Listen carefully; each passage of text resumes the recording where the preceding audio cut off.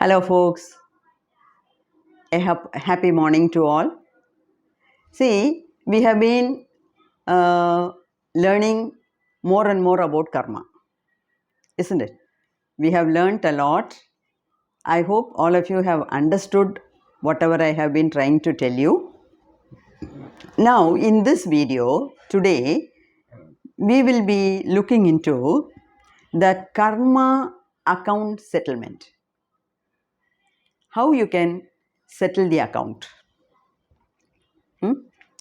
For this, there are two stages. Stage 1 has 3 steps. See, step 1. That is, see, for example, let's assume that I have scolded a person in a very bad way. Okay, the person committed some mistake, no doubt. But how I react also matters. How I react, how I respond to that person's mistake, that also matters, isn't it? So, I got so angry and I shouted at the person, and the person just left by crying.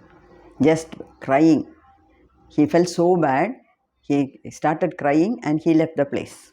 He or she, whatever it is. I am just giving you an incident, just an incident, imaginary thing. But it is not only imaginary, it is happening in all our lives. I have also done it. But, okay, you were also in a rage. You were also very angry. And so you shouted at the person. Then, what should you do? After some time, see, you have to cool down. You cannot be at the boiling point all the time.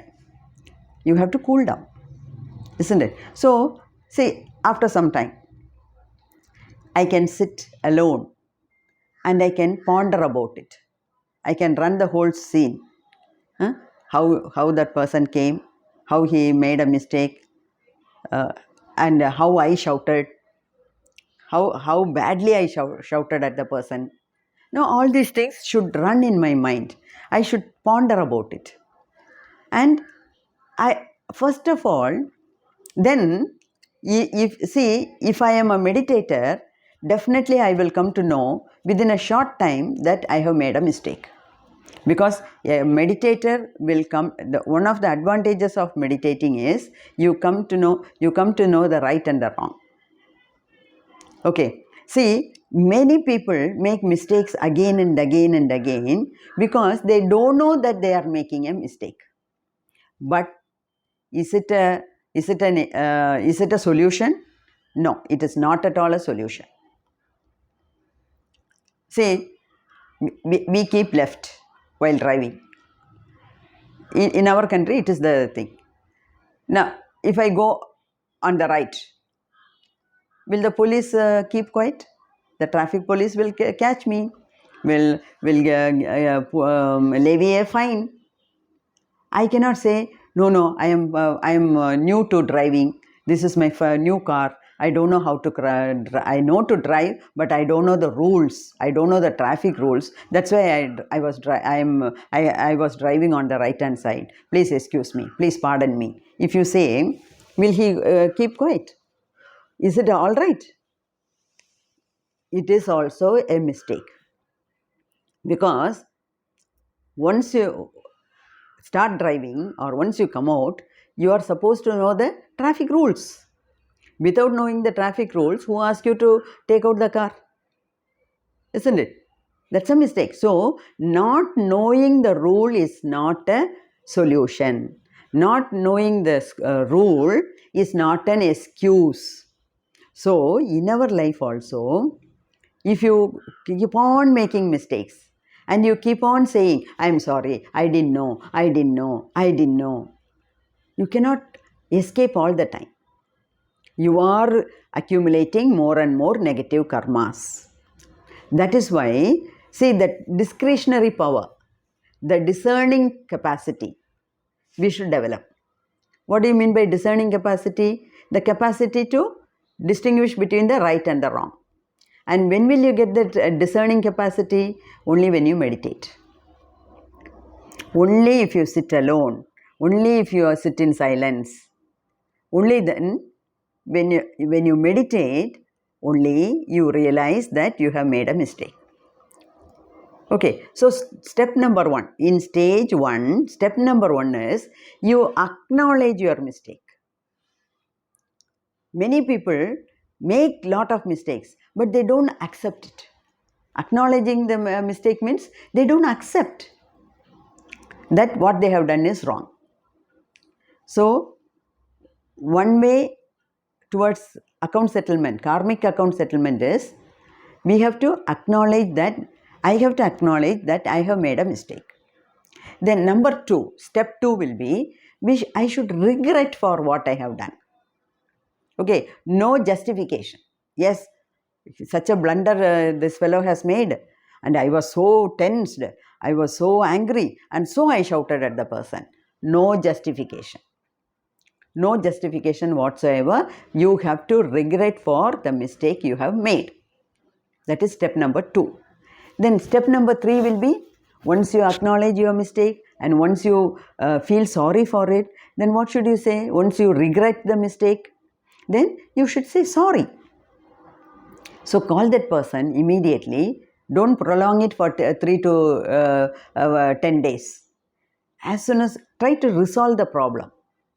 Call the person, make him understand that it is his mistake. He has made a mistake. And you can also say, that is what provoked me to shout. But that is not an excuse. How I react, whether I should react or whether I should respond, how I should respond, how far I should go in that level, in shouting, matters. So, say sorry. Okay, see, when you say sorry, the person will cool down. Otherwise, the more and more the person feels bad, that reflects on us. That is going to influence us in a negative way. Okay, so acknowledging the mistake, regretting the mistake, and saying sorry. These are the 3 steps in stage 1. And see, you cannot call the person immediately, or you cannot do this in all the circumstances. I can tell you another example. A couple, the husband and wife fought for quite some time. They went to the court, they applied for mutual divorce, and they got it.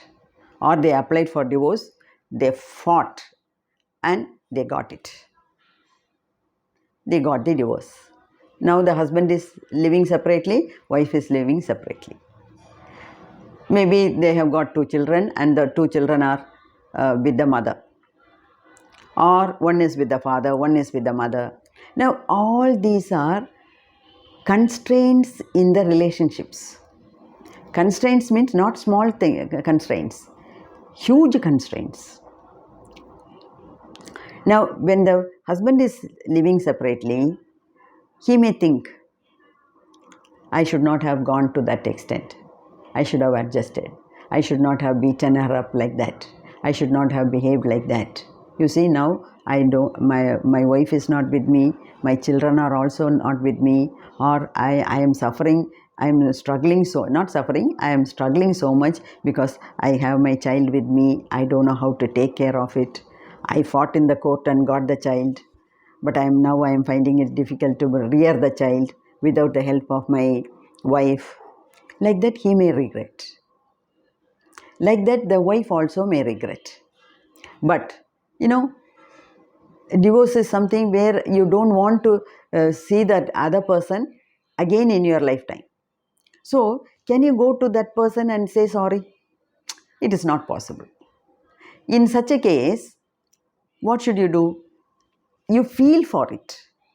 You feel for it and you say sorry in absentia, but your feeling and the way you say sorry will be heard by the soul of that person. In such cases only, already I taught you one method. What is it? Ho'oponopono. So, to such people, in such circumstances, you can resort to Ho'oponopono. So, you think of that person, say how much I have hurt that person. So, you think of that person and you say, I am sorry. Please forgive me. Thank you. I love you. So, these 4 sentences, these 4 phrases, you keep on telling. So that, you feel light. You feel light. Otherwise, we will be carrying a heavy burden in our heart, which may be a big hindrance towards our progress in life. We should not feel guilty at all. Once you say sorry, with that, okay. And you made a mistake, take a lesson. Learn a lesson and leave it. Whether you have made an attempt to learn the lesson or not, that is what matters. Okay, so that is stage 1. Now coming to stage 2, see, it is like taking a bank loan. Say, I have a property or I have a house. So I pledge my original documents and take loan, house loan for that. Maybe for 5 years, 10 years, 15 years, 20 years. I finished paying all the EMI. That is stage 1. Stage 1 is over. We have come out of the karmic loop. By acknowledging, by regretting and by saying sorry, we come out of the karmic loop. But at the same time, how to settle the account? See, okay, you have completed all the EMI, but still the original document is with the bank. Then what do? You write a letter saying that I have paid all the EMIs. Now I may get back my document. Like that you write to the bank, and then the bank will release the document and they will take a signature for that. So only when this happens, your account is settled. Your house loan account is settled. The same way, stage 1 is not enough. If you really want to settle the karmic account, you have to go to stage 2. And what is in stage 2? Stage 2 is doing service. Do seva, seva, seva. You can do physically, you can do mentally, you can do financially. You can pray for someone who is in the deathbed, who is ailing so much. No, in whichever way possible, please plan it and do some seva. You keep on doing seva. So from this moment onwards, you decide that you will do seva so that, all the negative karmas are nullified by doing excess of seva. So doing seva, it comes as a package. We must do meditation. We must follow the ahimsa method, not hurting someone. We have to do ahimsa method, and then we have to do mindful. We have to lead a life mindfully, with 100% awareness, and then service. If we do all these things, then we can say that we have settled our account. Okay, so we do not know actually how much of negative karmas we have done. And so what should we do? We should do more and more and more of service. Okay, so this is how we settle the account, karmic account. So please think about it and plan your life accordingly hereafter. May God bless you all.